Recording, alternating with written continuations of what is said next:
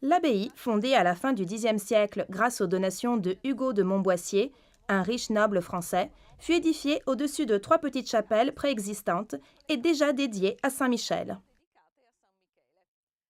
À l'origine, il s'agissait d'un monastère bénédictin, qui devint un centre culturel et spirituel au niveau européen pendant les premiers siècles, mais aussi un lieu d'accueil pour les pèlerins.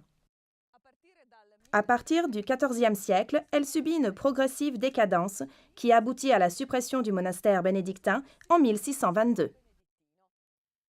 Pendant les deux siècles suivants, l'insouciance et les pillages ont laissé les édifices partiellement en ruine. Le salut arriva avec le roi Carlo Alberto de Savoia, qui en 1836 voulut ramener à la vie le monument qui avait été l'honneur de l'église piémontaise et de sa famille. Il pensa y placer une congrégation religieuse stable.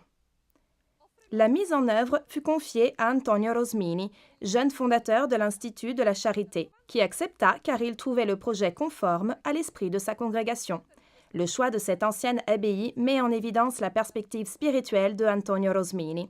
Dans ses écritures ascétiques, il rappelle constamment à ses religieux la priorité d'une vie contemplative comme source et aliment, donnant un sens et un goût à chaque activité externe. Les pères rosminiens sont encore de nos jours les gardiens de la Sacra et sont les promoteurs de la reconnaissance de la Sacra comme monument symbole de la région Piémont.